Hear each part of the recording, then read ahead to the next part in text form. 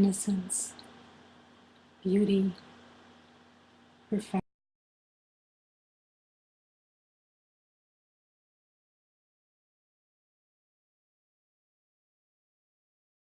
It is in this moment.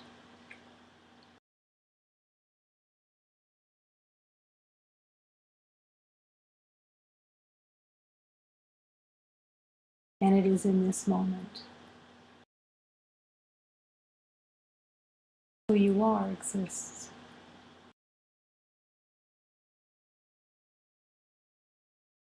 It is not possible for you to be in the past.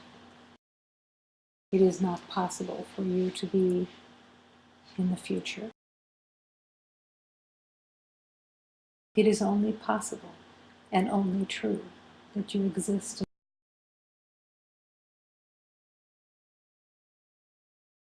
Everything else is a mirage, a made-up concept.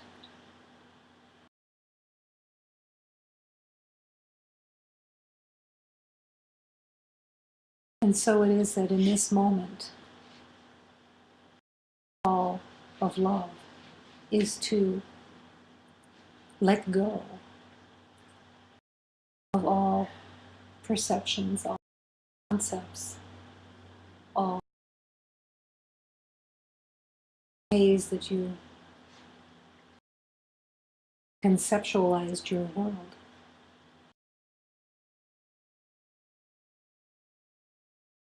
Let this go, and to be here.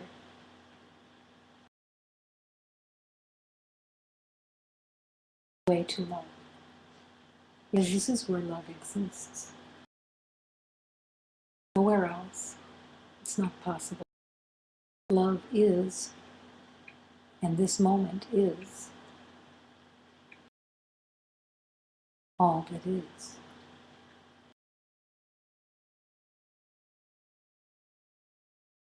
So this is the moment, this is the opportunity, this is the calling.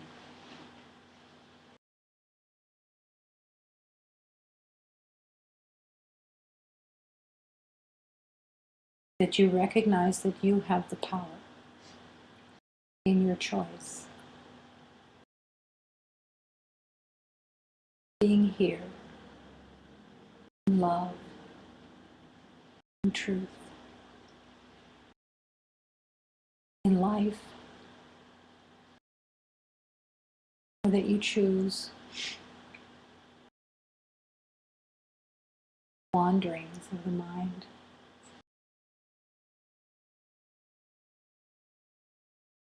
You into past identities, into the past stories.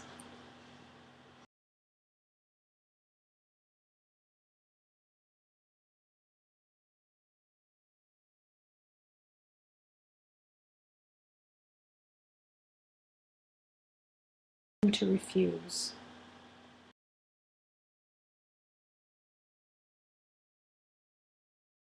In pain and suffering.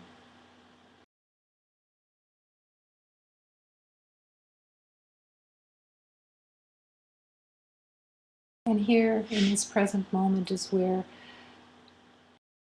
you can meet the beloved.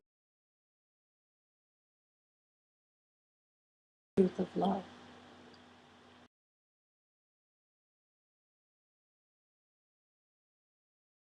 Calling is also, of course, under all fantasies about the future.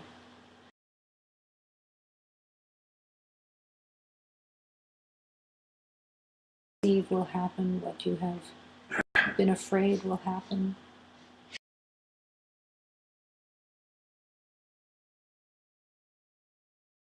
Belief in hell.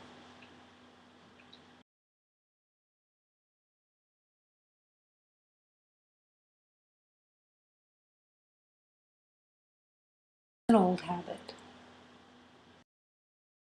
An old agreement. Now one that is being called to truly be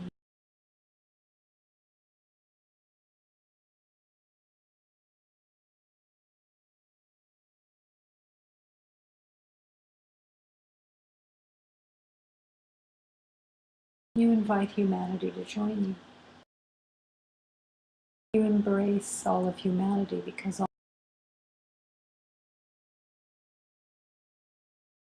as a broken prism that is fragmented, your love, the truth of love, will bring the truth into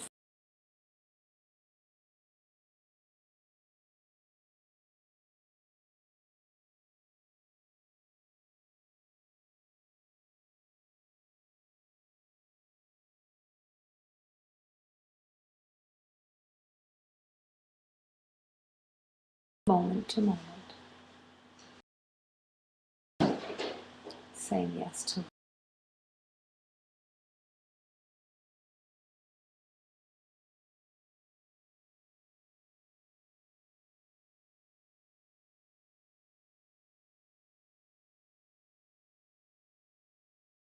Every day here in this schoolroom of love, there is learning. The learning is only because there has been a misunderstanding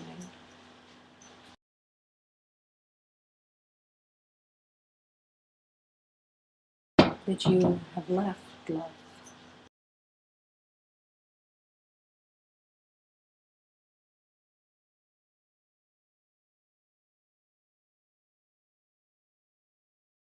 Now is the moment where that misperception can be let go.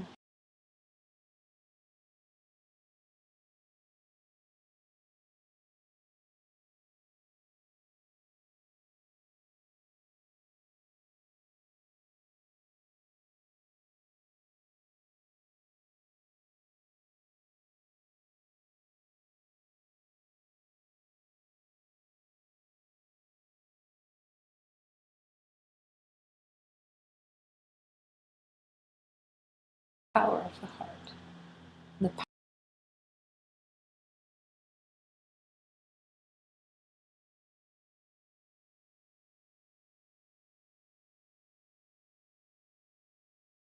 door,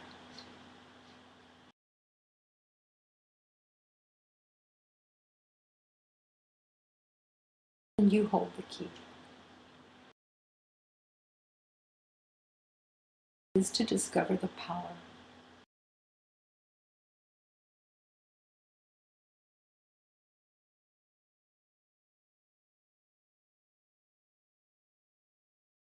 And it is this power itself that is love.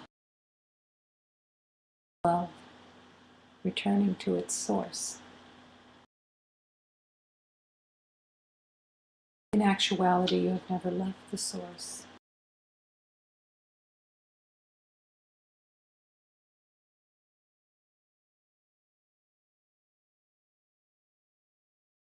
And every beloved has made a world. Proves that you are right. And for a while, that proof will give you satisfaction.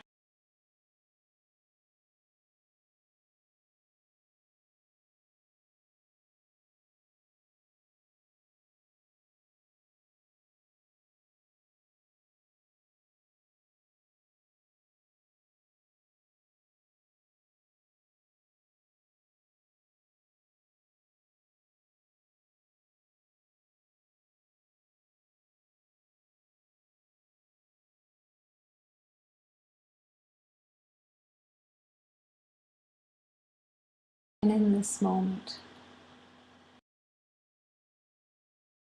focusing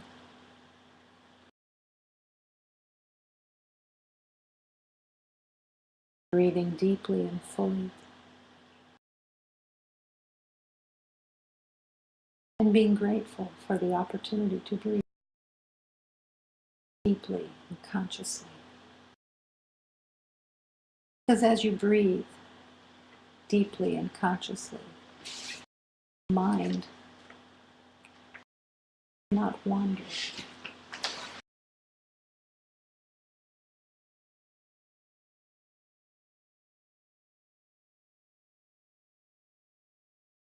Breathing fully and deeply inviting crown chakra to open.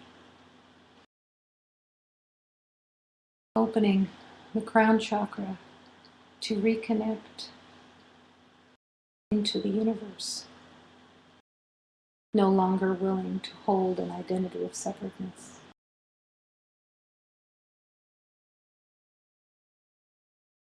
And as you breathe fully and deeply, inviting everything to open all the way into the root chakra, willing to be present, willing to be connected.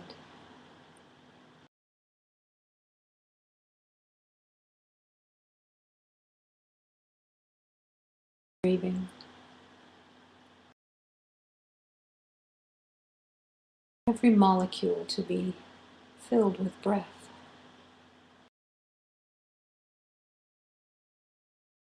Wanting no longer to keep anything separate, protected in any way.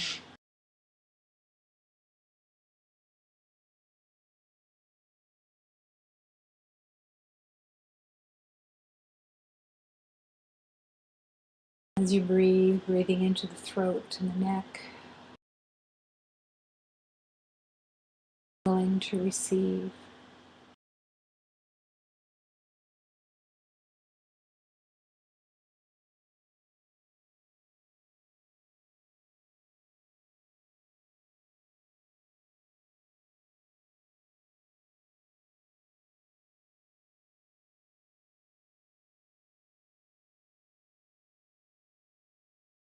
And breathing into the shoulders, arms, and hands. The use of all the limbs, instrument of love.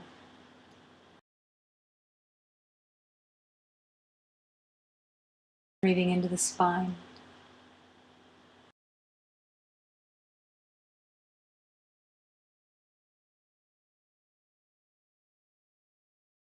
Filled with love. Letting the movement of love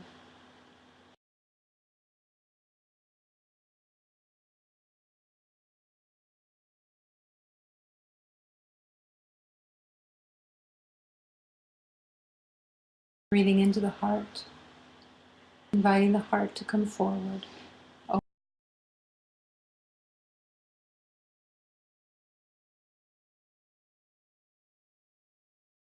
I'm truly wanting the heart to come forward undefended in this moment, bringing full attention to the heart, peering into a vagueness within,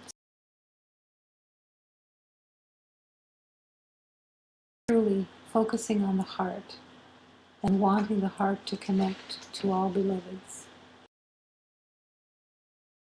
to all of humanity.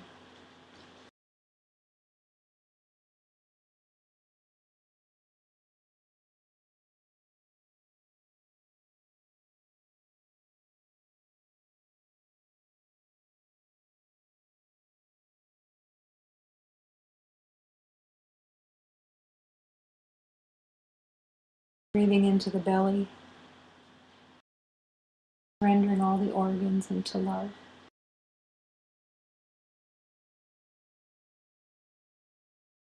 Rendering the nervous system, blood supply,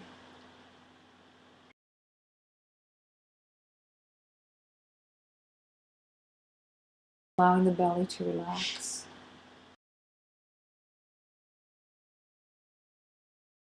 Holding. No longer willing to have the mind run the body,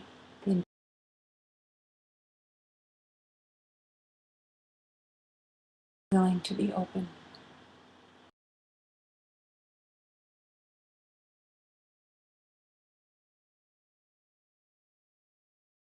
Rendering the hips and thighs, the knees, calves, ankles.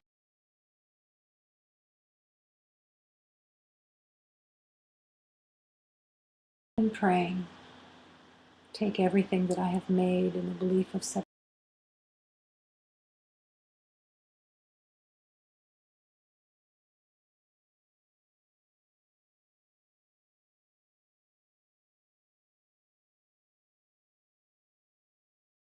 breathing deeply and fully with conscious.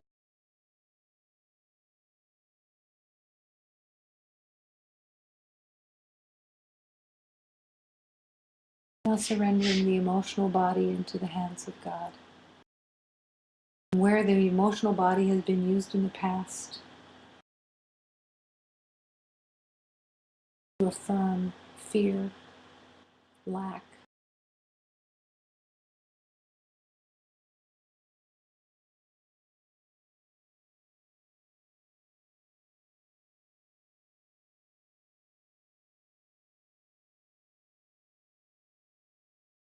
and the willingness for the emotional body to be cleansed and freed from the mind and ego,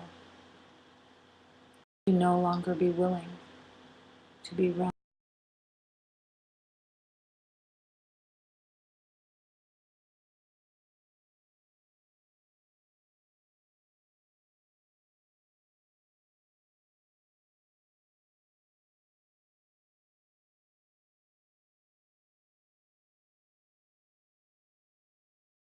Now allowing that you only want the emotional body to be used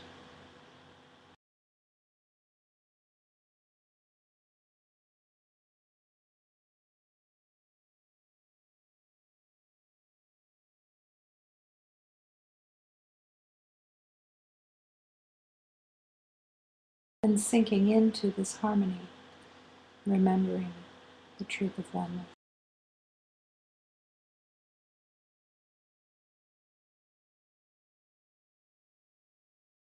And as these energy bodies are cleared, finding the willingness of the heart to declare in this moment, I have no enemies.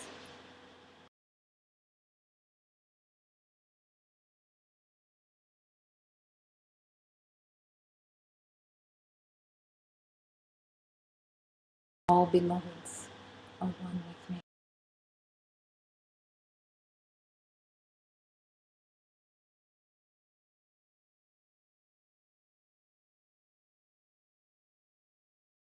Breathing fully and deeply, affirming that here in the infinite circle of love we are one. Nothing else is ever true.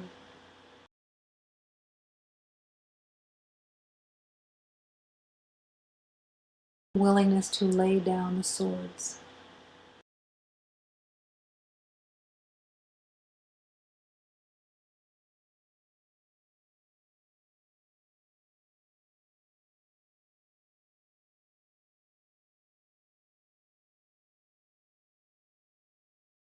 Affirming that this sanctuary is filled with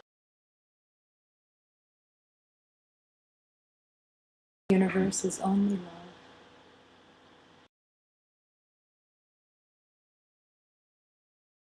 There is only one presence here. It is the life force of God. And it is within this life force that we have willingness to embrace, be this life force of love, and to surrender the beliefs of death.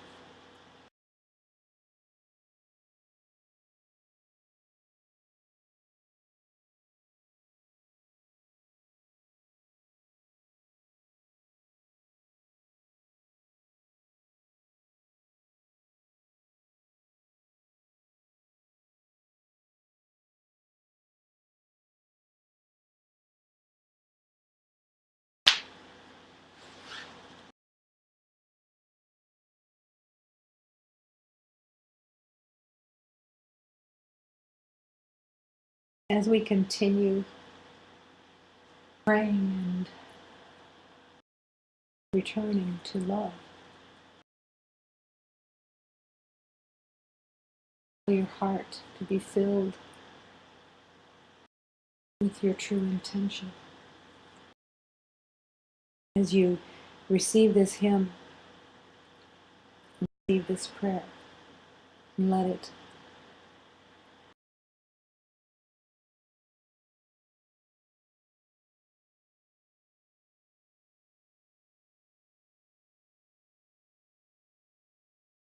Teach me to open my heart to those who come here to be healed. Oh, teach me to open my heart to this love, to heal all this pain of this world. We have strayed from the love of our mother and wandered in pain since our birth. It was Jesus who came here to save us all, to release all the pain here on earth. Oh, my mother, the queen of the sea, it's your love that I feel inside me. Oh, teach me to love from the depth of my heart, to heal all the pain that I see. My Father is here in His love. He knows how to care for us all. He loves everyone who has answered this call. He loves everyone all alone.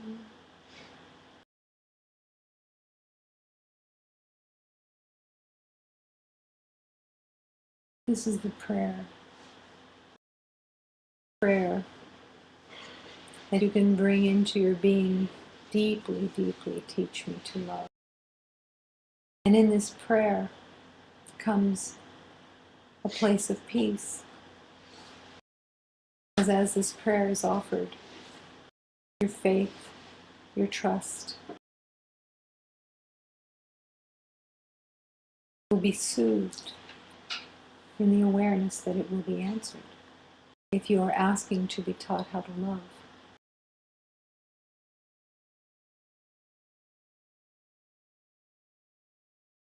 be open and available to that teaching is the journey.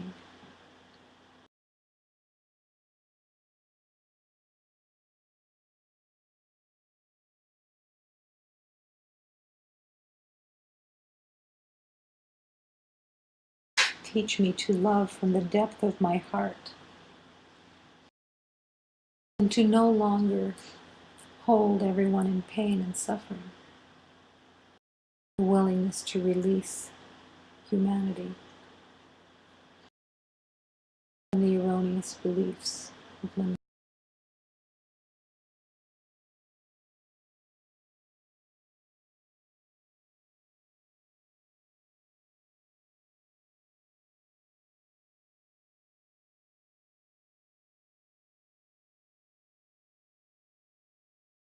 I saw a great radiance. I saw a fountain of knowledge. I drank of her water and she gave me the strength to carry on. In this river of God I've put myself to navigate. I took her boat and I encountered the Holy Grail. I heard her voice and her song said to me, whoever drinks from this chalice of truth has a path to walk. I heard her voice and I heard her song, whoever drinks of this chalice of love has a secret to uncover. Praise in the heights to the one who brought this power. These are the holy, blessed truth of love and harmony.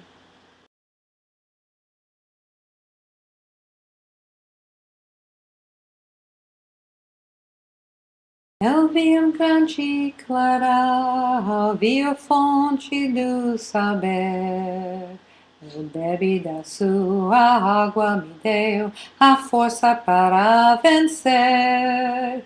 Nesse rio de Deus, eu me pus a navegar. Eu tomei a sua barca, a grau sagrado foi encontrar. Ouvi a sua voz, é seu canto a me dizer. Quem bebe nesse cálice tem caminho a percorrer. Ouvi a sua voz, eu ouvi o seu cantar. Quem bebe desse cálice tem segredo a desvendar. Hosana nas alturas, é quem deu esse poder. Sus santas palabras bendito sea, chures recit poder.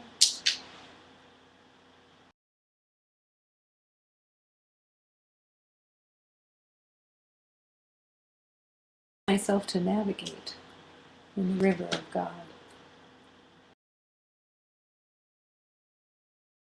The journey of love is to constantly remember that you are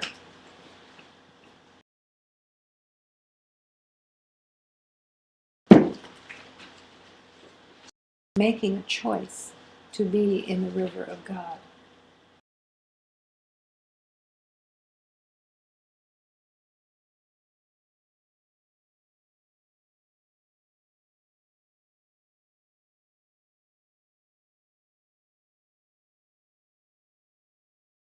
You forget you are offered the river of God. When you take the boat of love, follow. When you step into the boat of love,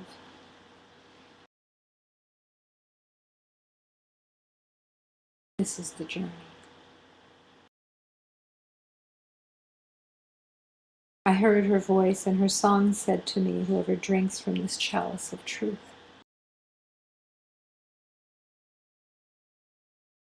Chalice of truth. In all the divine teachings are your medicine.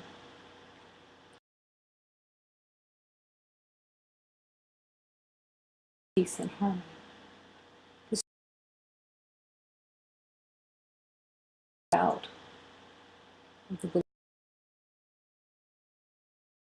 belief of battle is so tempting. Belief of battle. There's 1,000 different ways of getting your attention. Because these are the ways that you made. You built a kingdom. It's filled with agreements and contracts and deals and conclusions. None of them will bring you home to the truth of love.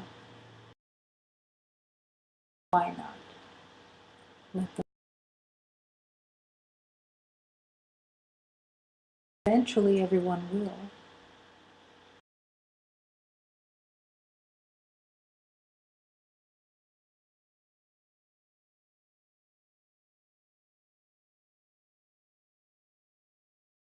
I heard her voice and I heard her song. Are you hearing? What are you listening to in the everyday life? That is the question. You can hear the song of love.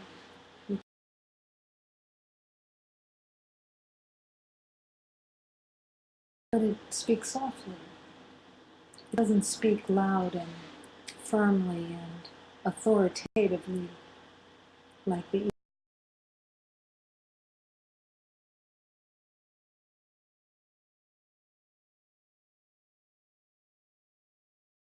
voice of love.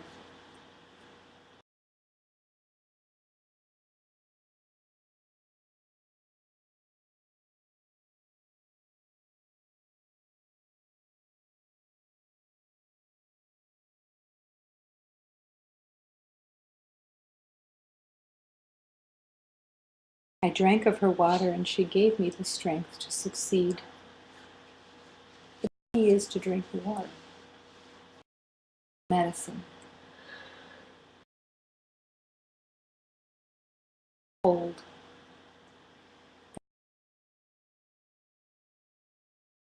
Moment to moment. Seeing with great clarity.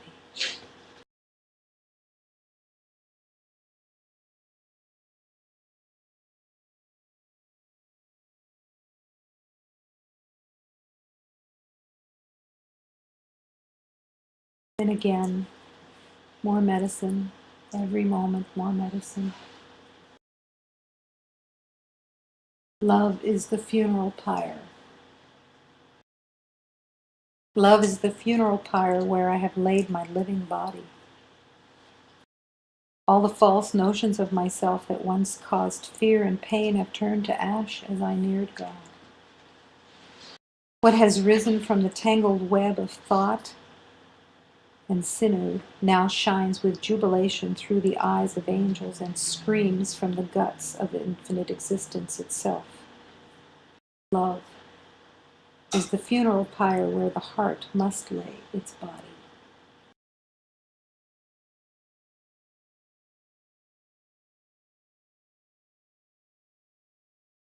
All the false notions of myself that once caused fear and pain have turned to ash as I neared God. How can you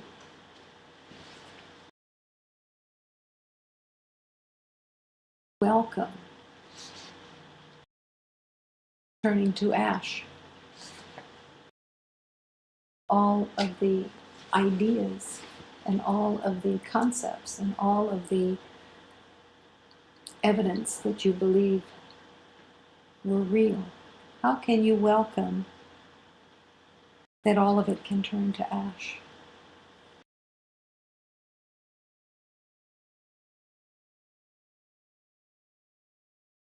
Really by finding the willingness within that this is what you truly. Love is the funeral pyre where I laid my living body, all the false notions of myself that once caused fear and pain.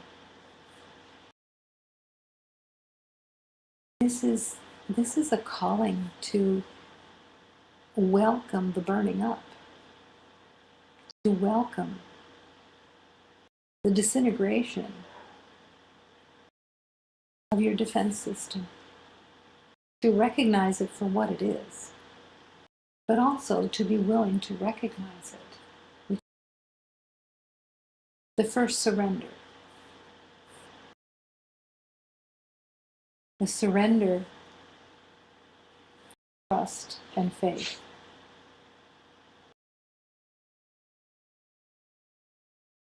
Into trust and faith. There is another way. And that what your concepts are showing you when you are filled with fear and pain, even when they express themselves not as fear and pain, but as anger, the need for control, the determination to be right.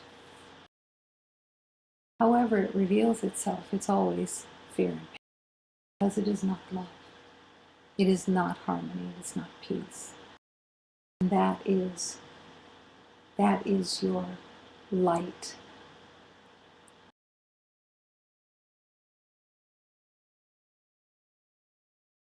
That is where you begin the road to sanity.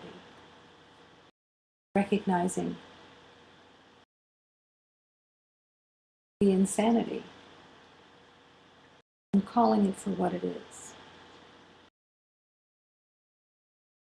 Calling of insanity as what it is not a condemnation.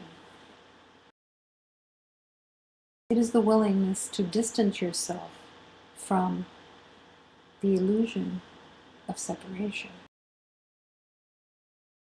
Willingness. There is nothing there for you. That it will not come to anything that will bring you closer to God.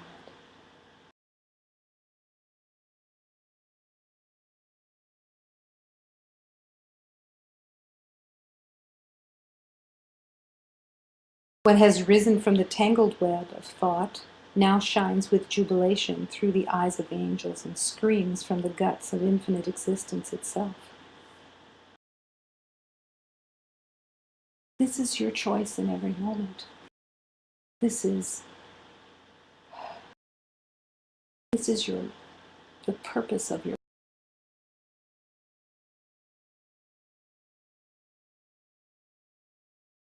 what actually exists.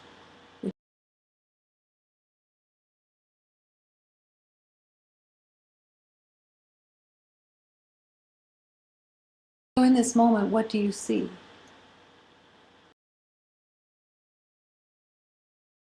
Do you see a choice? Or do you see only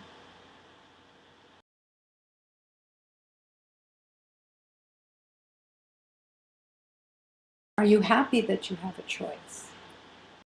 Because it is essential to be happy to have a choice, to welcome the choice, to not see it as a burden of something you have to do. So when I say to you that this is the gift of taking medicine, do you equate medicine with a drudgery? Do you equate medicine with something that is against you? That the medicine is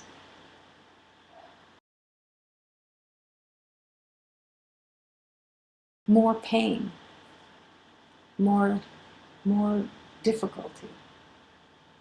Because that is what the ego will convey to you. It's easier to just go along the same old way. And it gives you a high while you're in it of being right. It has to have a payoff to be in pain and suffering. And it's important to see that you believe there is a payoff, even while you struggle. Familiar is so enticing, alluring.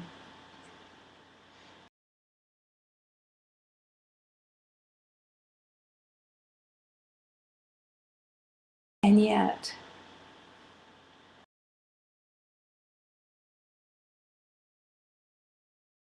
to truly want to heal,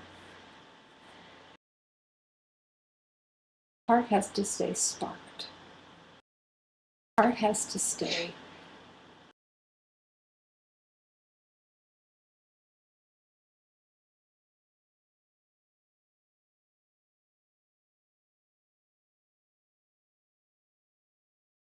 do not lose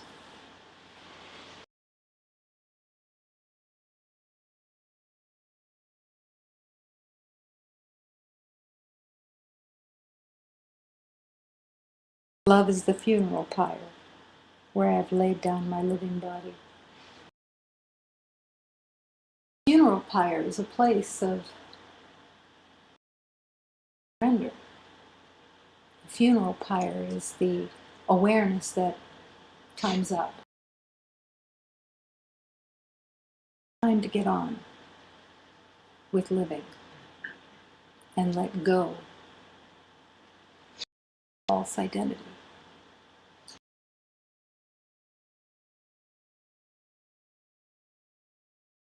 To align with love. And how is this possible?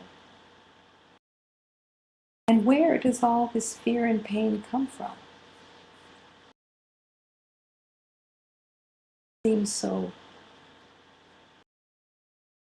normal.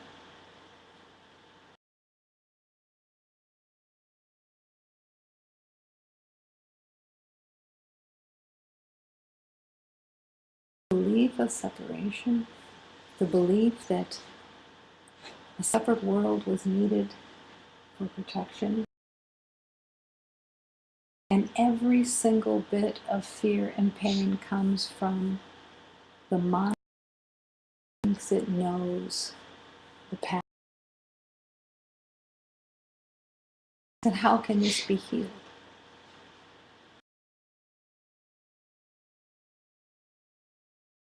It is really actually simple.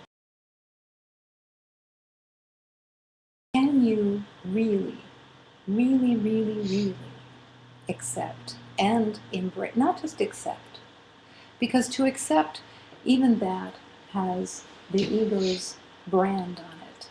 Oh yeah, I'll accept it. Okay, then I accept it. I accept the truth, and then I expect magic to rescue and change everything as if I was 3 years old.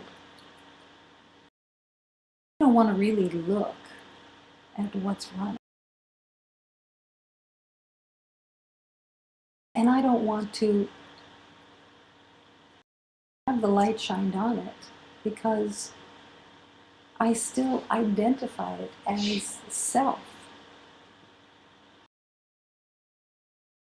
It's almost like a gigantic surgery. And to happily have the surgery. Hooray, hooray, hooray, hooray. The insanity is going to be cut out today. Hooray. I am offering it up because I no longer want it. And how is this surgery possible? Surgery is possible in the acceptance that when you are upset because there is nothing there and you believe in nothing. When you are upset, it is because you believe in something that is not. Now, this is where the choice between humility and arrogance begins its dance. You choose humility. Then the acceptance that if you are upset, you are believing in something that is not there, is embraced. It's embraced as the nourishment, as the life preserver, as the way out of the pain and suffering. It's embraced. It's grabbed. It's invited. And you accept it and you invite it and you open the door to it with everything of happiness that you weren't right. And that here is the truth coming to help you,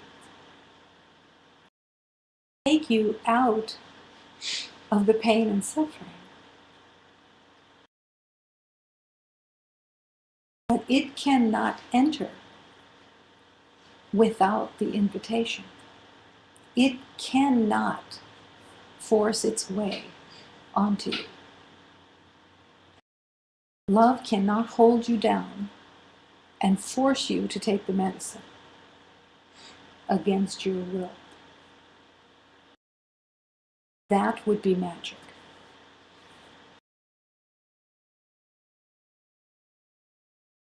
The key is the happiness to no longer be right. Happiness of being mistaken. The joy. Thank God this is exposed. Thank God this isn't the truth. Thank God I was wrong. This is completely upside down. The world's agreements. Everything in your life has been geared to being protected, defended, to protect your being right about everything that you think you know. Everything in your system has been nurtured and programmed and identified and focused on being right. And here comes spiritual truth that starts dismantling your structure that you made. Maybe at first when you entered the spiritual journey, you thought, okay, this sounds good. Sounds like a nice ride. Okay, and I can say spiritual things, and I can sound nice, and I can sound kind of elevated. I can sound like I'm connected to something, and I can be in the company of others who are identified as spiritually connected. But then comes the time where the rubber meets the road. And the calling of love is to truly heal.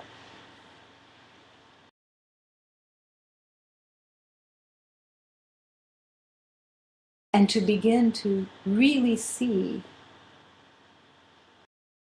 where the insanity is coming from.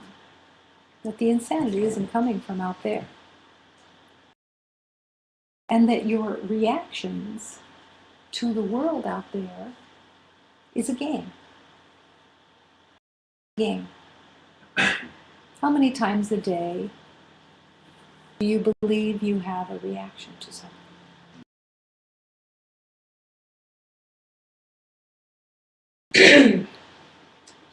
Every single one of those moments is the opportunity of healing that you are either joining with or you are affirming again that you're right, and you're going to deal with the problem out there by having your reaction be verified.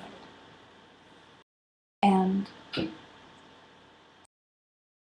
building some kind of defense system against whatever it is. I'm upset because I see something that is not there. What would it be to actually not use this as a theoretical, nice idea, but to see this as the power of God breaking through the insanity of a made-up world, and that you are holding the power within you of that transformation through the acceptance of this truth. If I am upset, it is because I see something that is not there. So what is complicated about this? This is pretty much as simple as it gets. The only thing that makes it complicated is the mind's belief in complication and the refusal to accept this truth and to live this truth. But here's what your heart was praying for when you first were called spiritually, consciously. Please show me the way. Okay, here it is. Here it is. If you are upset, it is because you are seeing something that is not there. Now, you can dance around it. You can move around it. You can let's bring it into theory. Let's talk about it. Let's even, kind of look at it, but I'm not going to apply this to this moment. How many reactions have you had today that this truth, this light, this bolt of lightning could have brought you back to peace? And what was it that said, no thanks, no thanks, I'd rather be in reaction? Because I know something about this. Familiar. And this is the calling to the simplicity of healing. But only you can align with these divine truths that are offered. Maybe you don't believe that by recognizing and embracing that when I am upset, it is because I see something that is not there. Maybe you haven't really embraced it and brought it into your being as This has to be the truth. This has to be the truth. It can't be anything else. If there is only love, if there is only harmony, if there is only peace, and if I am upset, then it has to be that I am upset because I see something that is not there. See something that is not there, believing in something that is not there, but I am looking at something, examining something, reacting to something that I believe is upsetting, but I'm not realizing that the upset is the conclusion that I believe that this is real. And that I have made a distortion of something. I have let it come through a lens of the belief of separation, which does not exist. And I have concluded that this, in a nanosecond, is my problem. That the problem is outside.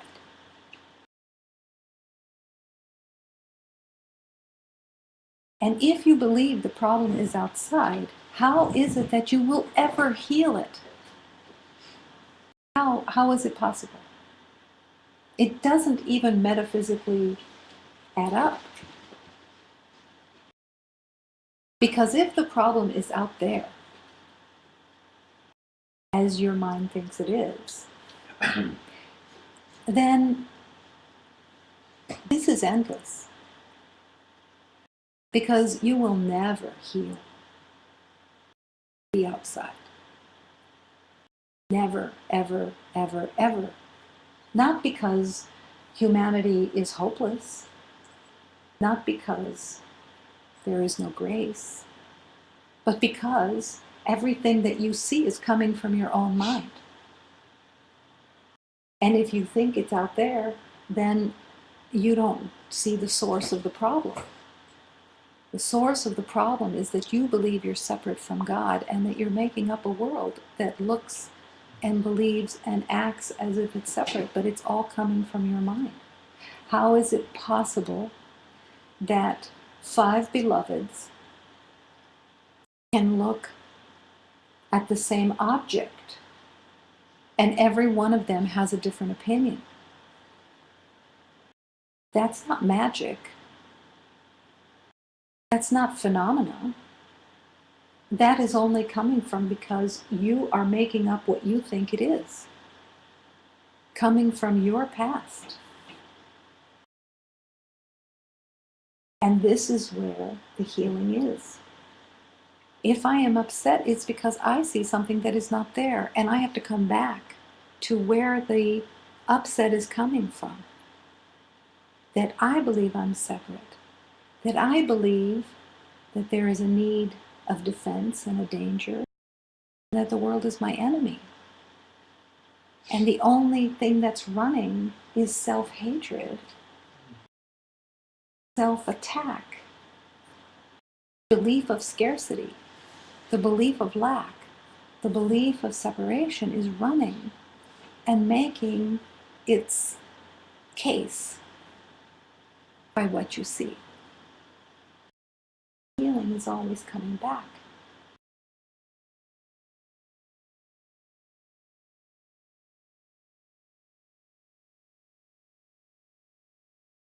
To extend and expand this awareness is the ultimate blasphemy to the ego.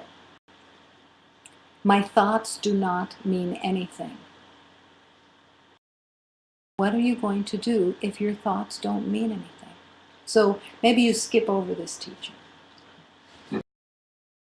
Go to the next ones that you like, that you approve of, that you bestow your arrogant agreement with.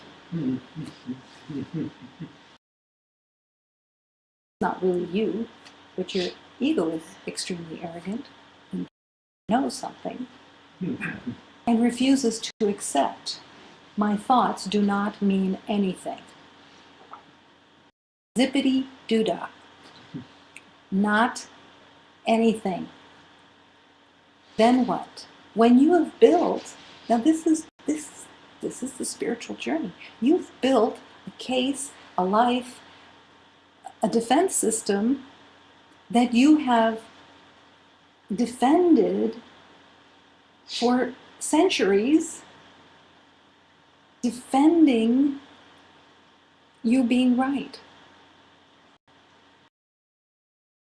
That you know. And when you defend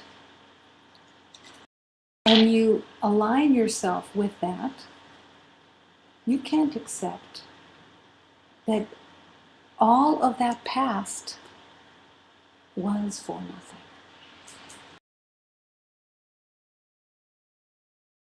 Because it's an insult. At least it seems like one. And it's uncomfortable to feel insulted, feel squirmy, feel found out. Mm-hmm.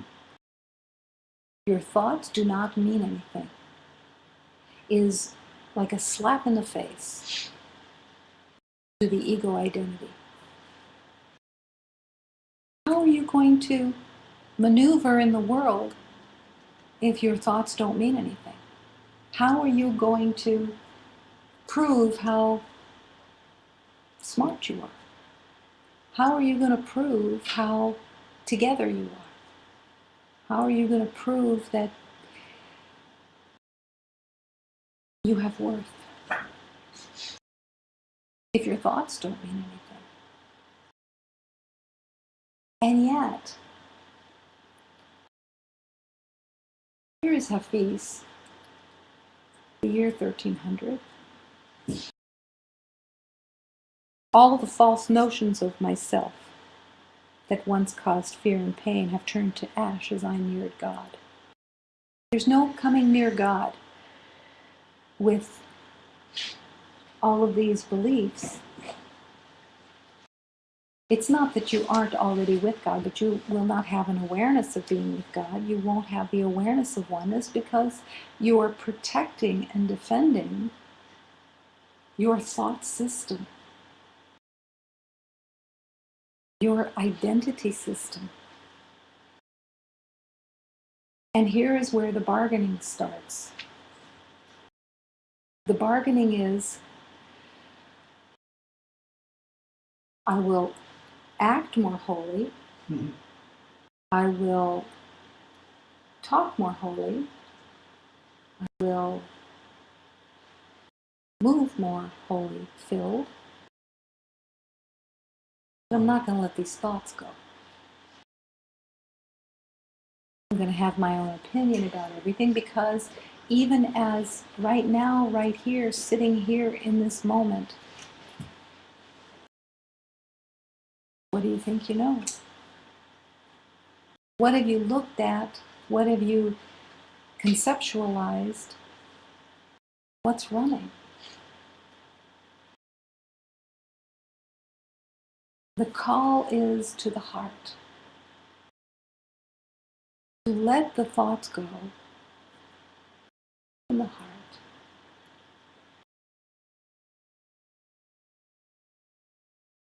It's not complicated. The only thing that is in a seeming complexity is the mind.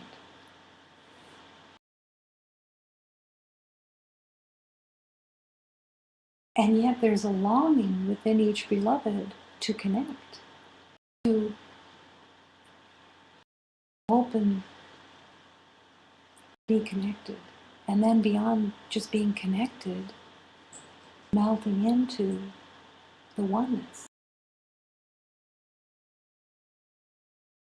The longing is there, but the fear is there too. Fear of love.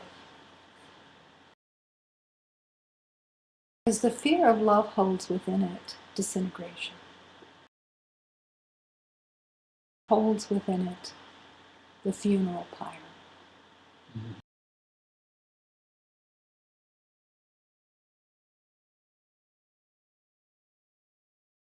fear of love.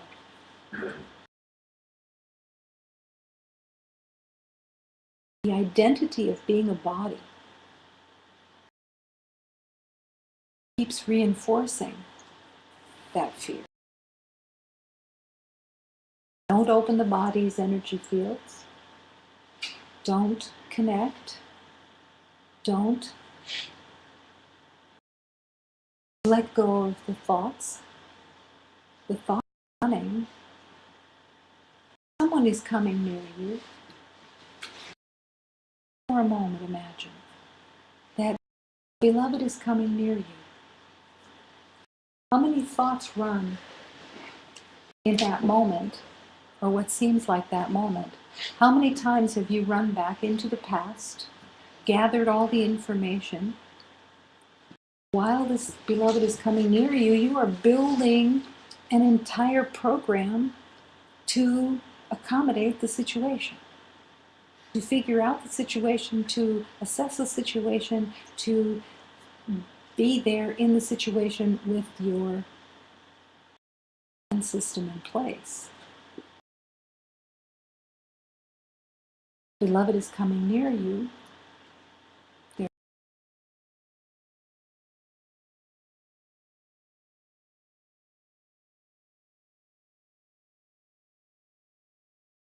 I don't know anything. I don't know how to come forward, but I'm saying yes. I'm offering love as deeply as I can in this moment. And these thoughts don't mean anything. I am not listening to the thoughts. I am focused on the heart.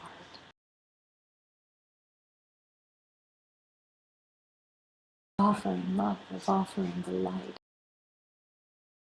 Not that I know this, but that I am trusting in the truth.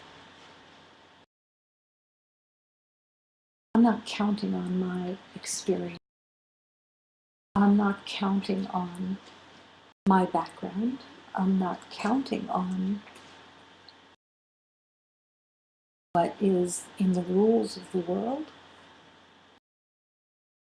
Throwing them away. Becoming wholly empty.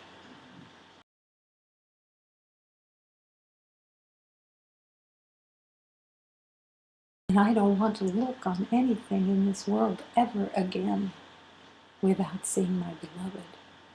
I don't want to look on anything in this world that is not the light of God.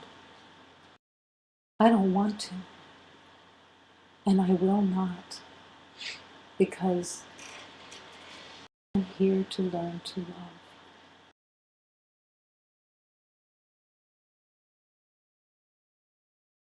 And the only thing that's in the way is what I think.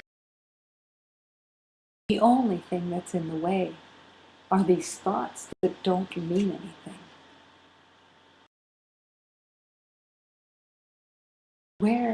Where is inspiration? Where is divine inspiration? Is it missing? Is it behind a door someplace that you have no access to? Not. Divine inspiration. Who you are when the mind, the ego mind, is not running. Divine inspiration moves you or in harmony and peace. There's no separation. There's no lack of access. The only roadblock is your mind. And it's essential to recognize where the problem is. The problem is not in the wholeness of God. The problem is not that there is not enough love or that there are all of these problems to deal with all the time. No.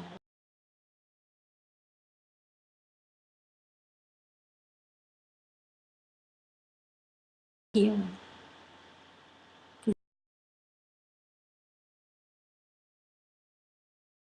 Because it is through the mind the ego works. Everything, every reaction that you have, which you may call feeling, your reaction is coming from something that you think is happening and you are reacting to it. You're not offering love. You're in reaction to something that you believe is happening out there. And it's an endless, because the mind is endlessly making up beliefs that are being projected out and then coming back, and then you're in reaction to your own beliefs. That is why the awareness of that it's always self-attack is so essential. Because it's not coming from out there. It's the belief of unworthiness that is self-attacking, and you might as well be flogging yourself and cut out the middleman. It would at least be more of an awareness that you could stop. The ego is not going to be quite that clear. So the ego makes it so that you can't really follow the projection.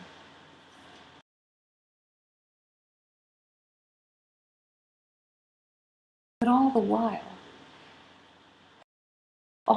that all that stuff is going on of reaction and battle and thoughts and conclusions and analysis and everything else, in all of the rules of the world of separation, in differences, levels, degrees, it all seems so righteous. But while that's going on, there's no awareness that the heart is like back there. There's no awareness that the heart is not in an invitation to open. And yet that's where the healing is.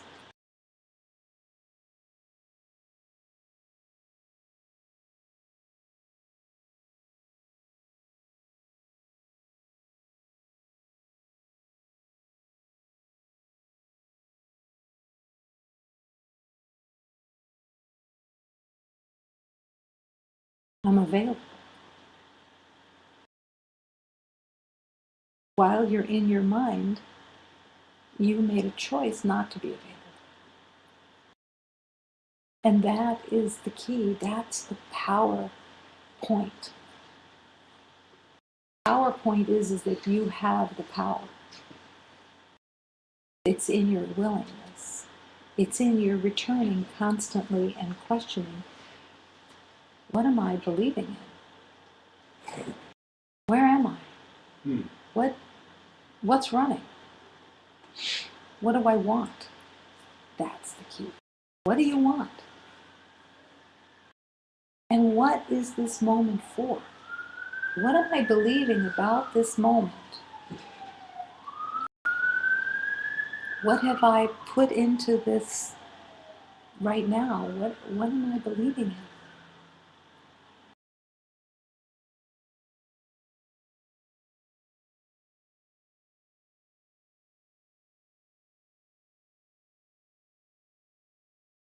Come back to sanity. You could be having a temper tantrum. Sometimes the temper tantrums don't look full blown, but you could be having a temper tantrum. And you still have within you, even though you can be lost in space, lost in your identity, lost in your, be lost in it. And there is still within you sanity. There is still within you that choice. Truly, it's still there. It's never gone. And the most amazing thing is when you are actually in a place where you're actually watching yourself in your insanity. You're actually watching yourself play out the insanity. And somewhere there is an observer saying, wow, that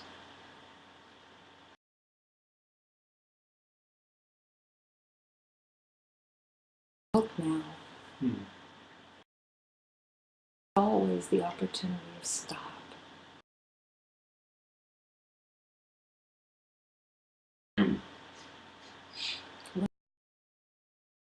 Even to the simplest things, simplest moments, what am I offering? Now, to the arrogant ego, this seems like really,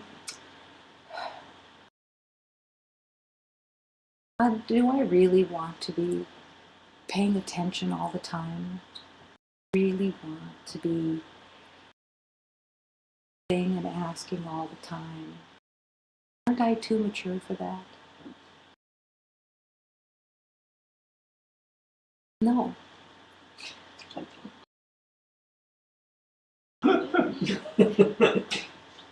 No, you're not. You're not too mature for this. When you enter the spiritual journey, there is an element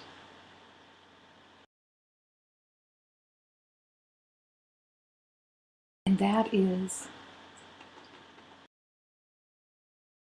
I'm a beginner. Mm-hmm. I am a beginner. Every day I am a beginner. I begin. I begin today.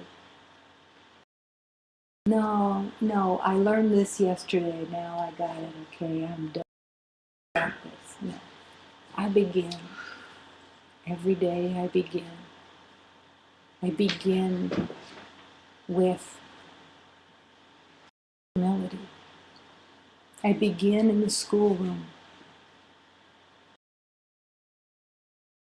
And I begin at the begin and I surrender. Feet of love.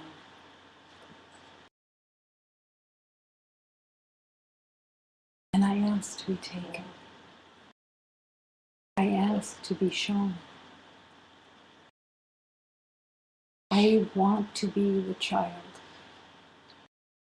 I want to be the child that doesn't know and that is being raised slowly and carefully into love. Be that child that is willing to receive the truth, that is willing to be saturated every day, to be filled with a new awareness, a new deepening, and then the next day beginning again. Not letting the ego take anything that I have learned and to use it as a weapon, a spiritual superiority. Really, I have to begin again. I have to be willing to be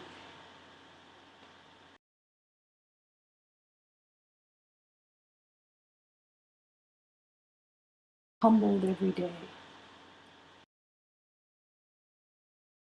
gratefully receive the gifts, to gratefully receive the nourishment, gratefully begin at the beginning every day, and to recognize that these thoughts don't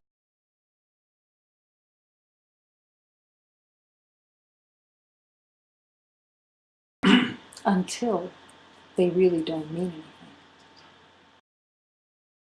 Take this in as nourishment, to take this in as divine alchemy. It is a divine alchemy.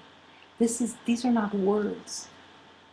This is a divine teaching that is alive, that is filled with power, that is filled with light, that as you take in this teaching and this truth, that you are willing to be filled with light, that you are willing to take it in and let it become you. Let it enter into every cell. Let it bathe you until all thoughts are eradicated, because they mean nothing, because they have been seen in truth, and they are no longer welcome as having any purpose, any value. They've been made up. That's all. They were just made up.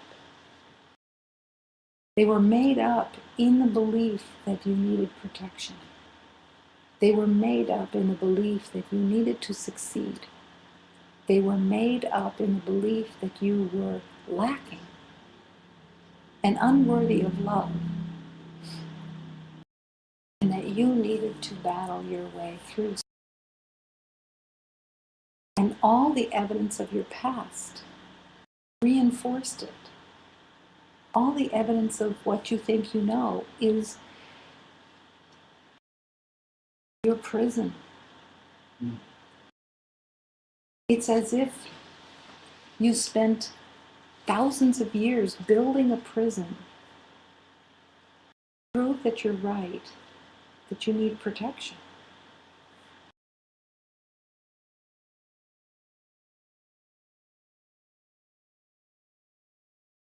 You're the holy truth of oneness. Innocence of all creation. You've done nothing. Nobody has done anything.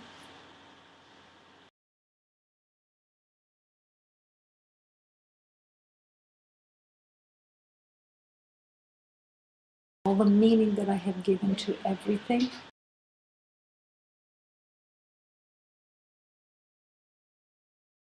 there is not an item that you can identify with and see the truth of love while you hold on to the idea that your thoughts mean something. You are not available to see. You have given all the meaning to what you think you see in this. You've given it its name, you've given it its purpose, you have given it the identity that if it is dropped, it breaks. You think you know everything about it. You think that you know its value. You know whether you like it or you don't like it. You know that it has a size, and you identify the size. You identify its age. You identify everything with it. And all of this is the pain and suffering. You would look at a glass and say, why would that be pain and suffering? In the arrogance of the ego, while you hold on to that, you think you know what this is and what it all means, you're going to hold on to everything. Because everything builds on everything. Don't know. Not see the truth of everything because my vision is impaired, my awareness is impaired by what I think I know.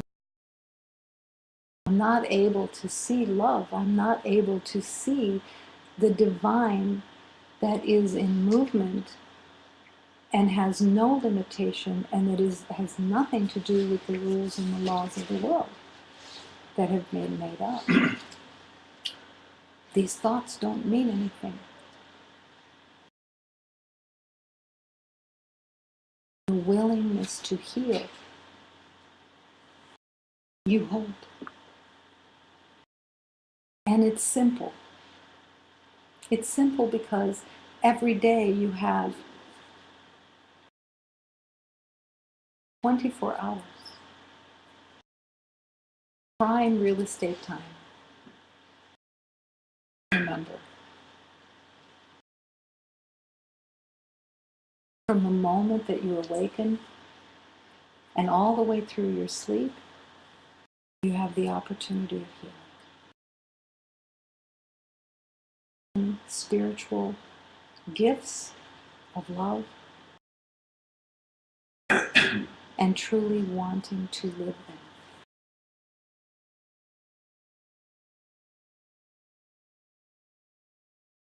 I remember one of the first spiritual teachings. I didn't even know it was a spiritual teaching, really. One of the first spiritual teachings that I took in, which was perfect. Life is what's happening while you're making.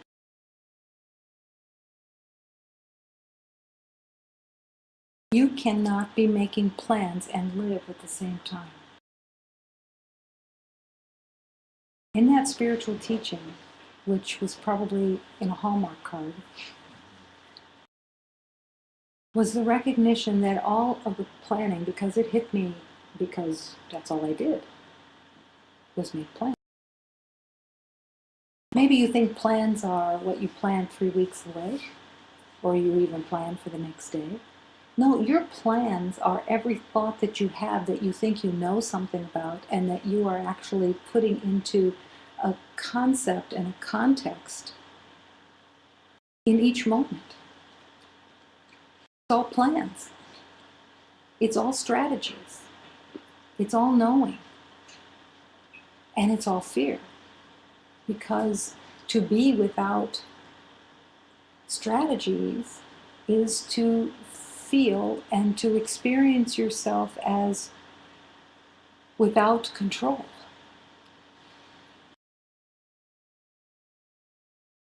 And here is where the spiritual healing is uninvited. Uninvited. Spiritual healing, love cannot enter into your plans, into your concepts, into your strategies. You have to take those strategies and offer them to love. You have to say, I'm willing to no longer use these to defend myself against love. Surrender these into the hands of God. I invite in this surrender, it's kind of like an exchange. Take these and then blast me with love and light. Because now there's room. Because I've disowned what I thought I knew. I did it in this moment. It's not a big ceremony. It's a moment-to-moment ceremony. It's a moment-to-moment surrender and disowning of what is being made up for that purpose of that moment. Sometimes there's bigger ones, like, I don't know how to stop controlling. I want to let go of control. I am declaring that I want to let go of control. I am asking the Holy Spirit to show me and make it clear to me what my control looks like. I want to see, I want to have illuminated every element of my belief of control. I want it illuminated. I want to let this go. So what happens within you when you hear that prayer? Really? Where does it, is there a big yes? Yes, this is what I want. Or is there a, well, let's not go crazy. I don't want to really give up my control. I just want it to look like I'm giving up my control. I want to say I'm giving up my control, but I'm going to say it kind of like underneath the surface, and I'm not really going to give up my control because I don't want to. This is essential to call yourself out. Call yourself out. Call out your ego. Really, really, you're going to stand behind the game of, no, what's wrong with my plans? What's wrong with my strategies? What's wrong with my knowing everything? There's nothing wrong with it. It just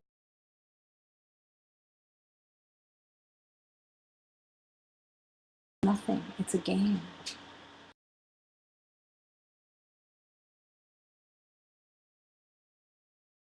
Other than to give your ego a boost in identity. The Holy Spirit, the power of God, will transform what you offer. It's guaranteed. True. Here is your living proof. I didn't heal myself.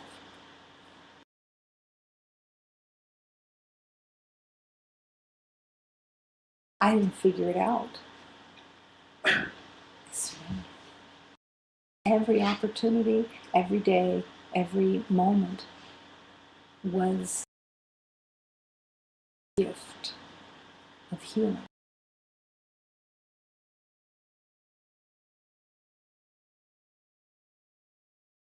There was an embracing of that. An embracing that this is what I truly wanted. I didn't want to play the game anymore. But you have to look at the game player.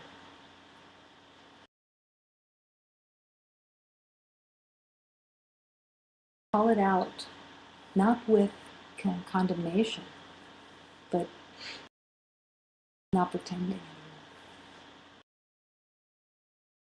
And I'm not going to let fear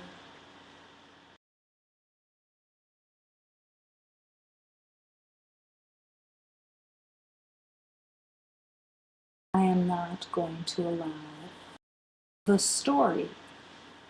No, this is a really bad story today. No, this week it's a really bad story.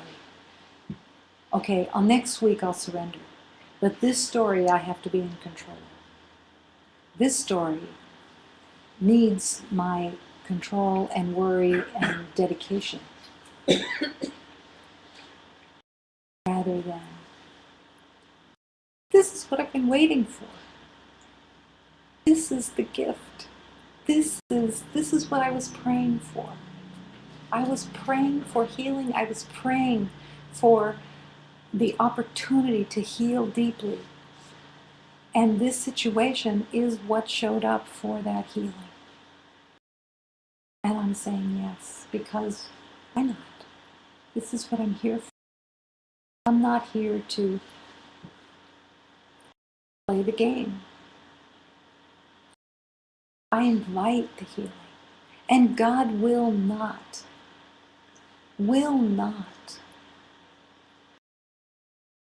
overwhelm with a flood. This is the perfect.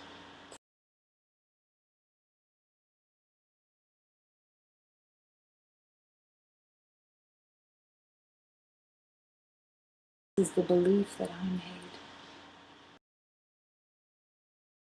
And I don't have to worry about what to say or what to do because love will.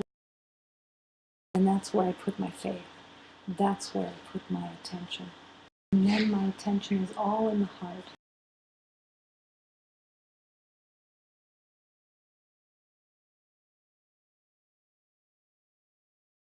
You have a direct line. You have a direct line. How could you not have a direct line to the divine? It's not possible that you wouldn't have a direct line to the divine. You are the divine. You there's nothing closed except through the mind. And the defense system that says, I need protection against God. I need protection against losing control. I'm in a battle with God. That's where the battle is. The battle is between my identity and my knowing and my determination to be right and the truth. The battle isn't on you. The battle is within you. I received a hymn in healing. I had no relationship that I was conscious of to the being that was known as Saint Michael. And in a healing of struggle, I saw Saint Michael. Saw him with a sword as he broke the chains of illusion.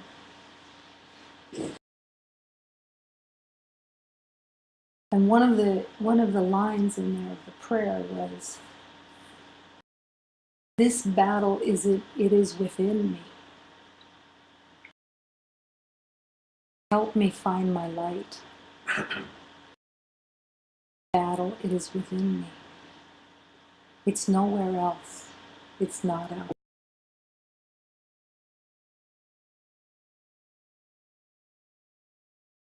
The willingness to take the medicine.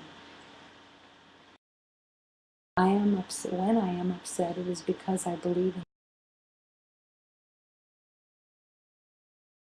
It's very straight. It's not confusing. It is not there. There is nothing to fear.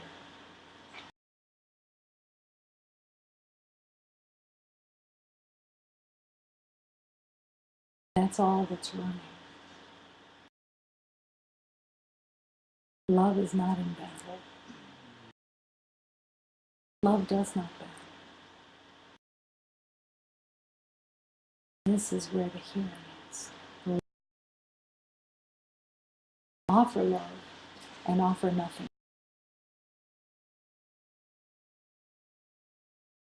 You offer compassion. You offer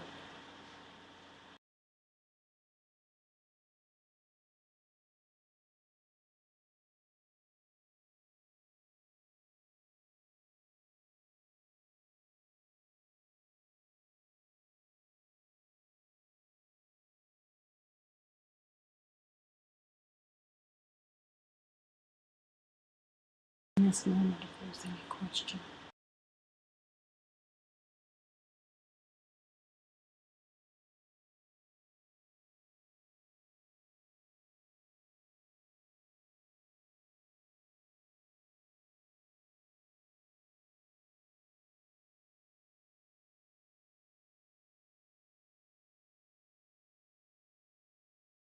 Beloved who left a question.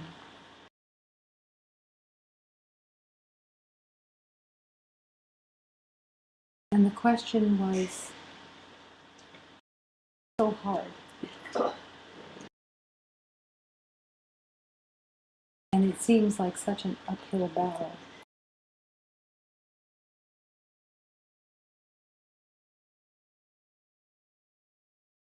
And all of this love right now, awareness that it is all in the mind, that you are making, you believe you know, and that you react to.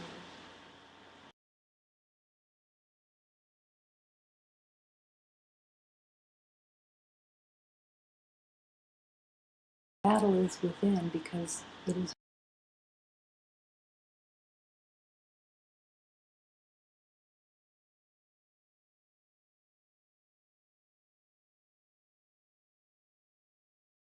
the willingness to offer love.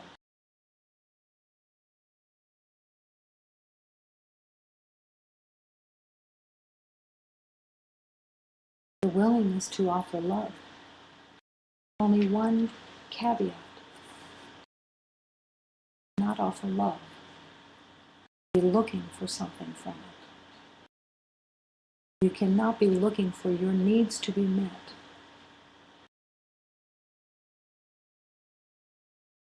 To offer love is to accept everything is already within you.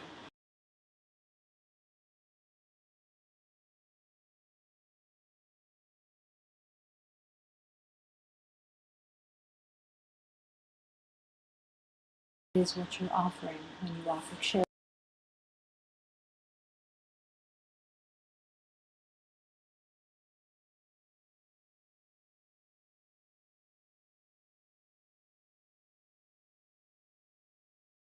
Letting go of the belief.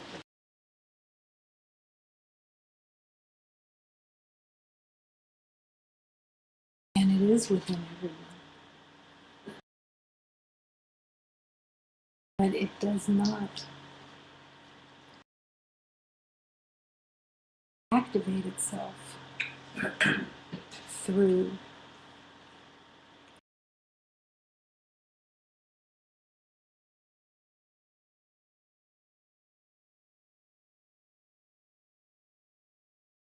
do what I want. And then I want compensation. It is through your willingness to.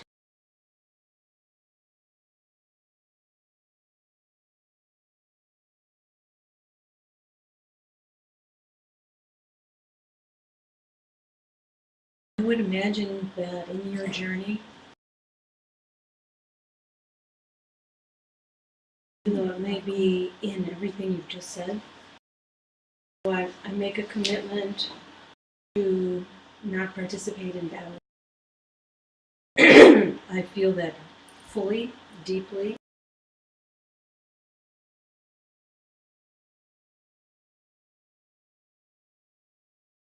Day and the next day.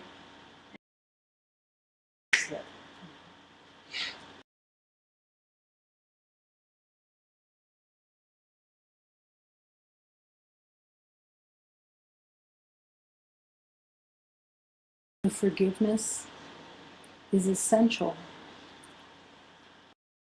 The forgiveness of the belief that is true. That's the major element. Forgiveness that in the slip is the willingness to see, what did I think I was going to get?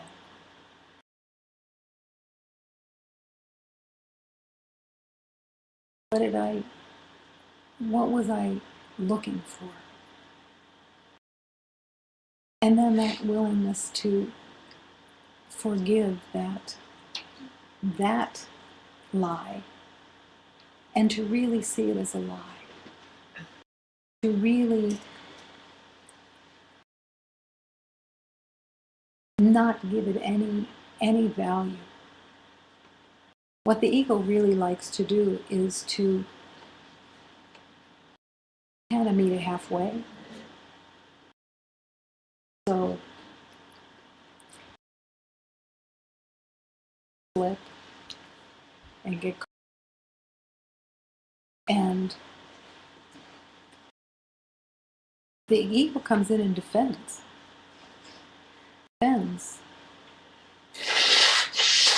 what's being made up. And as soon as possible, the willingness to stop, no matter what is going on. So it doesn't matter if it's dropping a glass on the floor and it breaking, and the instant reaction of, oh,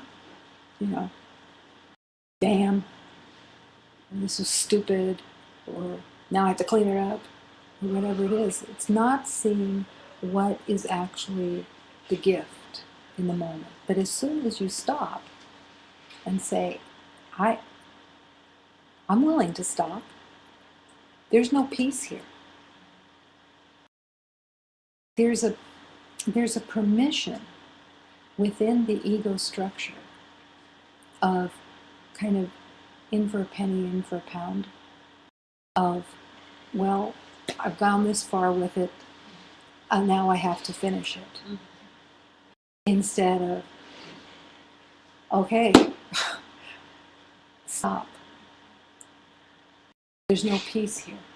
I'm not completely insane. There's no peace here. There's no joy here. This cannot be. This cannot be accurate. This cannot be true. There is no peace here. I am making something up. And the willingness to be wrong, which is in counter to the arrogance of the ego that says, I refuse to be wrong. Because there's a whole belief system that's built around being right. The more that you take that leap of being wrong, and it's not really being wrong, but it's not being right. It's being mistaken. That's an easier word to swallow sometimes. But still, there's this determination to be right. And it has absolutely it's not your friend. And the sooner that you are willing to stop, comes, oh, that wasn't so hard. That wasn't, gosh, look, I didn't disintegrate. I didn't get hit by a bolt of lightning because I was wrong, which is a whole facade and a whole identity. It becomes, I have to forgive myself because I was just mistaken. And I have to forgive the whole thing. I have to forgive the glass that fell on the floor. I have to forgive my belief. I mean, there's a deep healing there. The belief that something actually happened that is meaningful, when it isn't meaningful at all. I gave it all the meaning that it has, and this is the past. And this is the opportunity of releasing the past, of the rules that I live by, the concepts of identity. And that's always, there's no condemnation coming except from your own mind. There's no reward for being right. There's no payoff for being right. The more that in little ways you begin to enjoy being mistaken, and it is a joy to be mistaken. It truly is a joy, because every time that you're mistaken means that there is a healing. Every time that you're mistaken, light is coming in. You're less identified with being right. You're less defended with being right, protect. And the forgiveness is essential to this.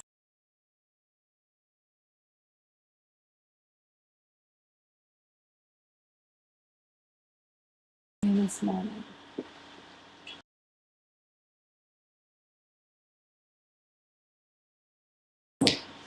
the willingness to embrace.